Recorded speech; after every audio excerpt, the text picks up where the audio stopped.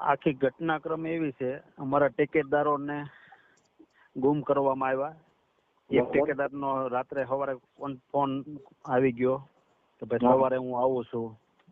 પાછો એનો ફોન આવ્યો 8:30 હું કલેક્ટર ઓફિસે પહોંચું છું, તમે આવો. 9 વાગ્યા પહેલા પહોંચી જાય.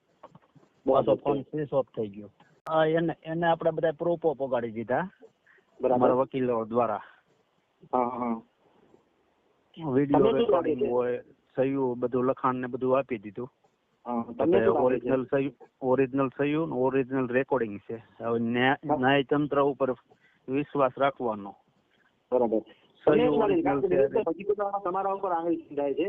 આખી વાત છે નિલેશભાઈની છે, બરાબર છે? એટલે તમારો ખુલાસો બહુ મહત્વનો બને છે. આપણો આમાં કોઈ રોલ નથી. મારા સુધી પહોંચતા હતા પણ આપણે એ સ્વીકારતા નહોતા. તે પછી અમારા કાર્યકર્તા